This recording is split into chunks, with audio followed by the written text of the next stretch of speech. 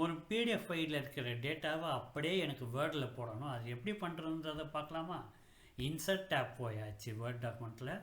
இப்போது டெக்ஸ்ட்டுன்னு சொல்லி ஒரு செக்ஷன் இருக்குது, அது உள்ள ஆப்ஜெக்ட்னு சொல்லி ஒன்று இருக்குது. இதுக்கு பக்கத்தில் ட்ராப் டவுன் இருக்குது, இதை கிளிக் பண்ணிக்கோங்க.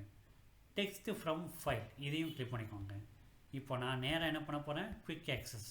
உங்களுக்கு ஃபைல் எங்கேருந்து பண்ணணுமோ அந்த ஃபைலுக்கு போயிடுங்க, அந்த ஃபோல்டர் செக்ஷனுக்கு போயிடுங்க. இப்போ இதில் MM1ன்ற ஒரு பிடிஎஃப் ஃபைலில் தான் நான் என்ன பண்ண போகிறேன், கன்வெர்ட் பண்ணி வேர்ட் டாக்குமெண்ட்டாக மாற்ற போகிறேன். இன்சர்ட்.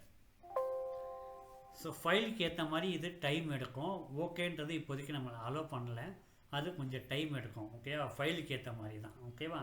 பெரிய ஃபைலெல்லாம் வந்து போடுறது வேர்ட் டாக்குமெண்ட்டில் கொஞ்சம் கஷ்டமாக தான் இருக்கும். அலைன்மெண்ட்டை வந்து நீங்கள் தான் வந்து கொஞ்சம் சேஞ்ச் பண்ணிக்கணும். ஓகேவா? ஸோ இப்போ இது வந்து லோடிங் ஆகிட்டே இருக்குது. இப்போ பார்த்தீங்கன்னா நம்மளுக்கு ஓகே சிம்பிள் வேலை செய்யுது. ஓகே தான் பார்த்தா நம்மளுக்கு வந்து பிடிஎஃப் ஃபைலை வந்து அப்படியே வந்து நம்மளுக்கு வேர்ட் டாக்குமெண்ட்டாக மாற்றி கொடுத்துருச்சு.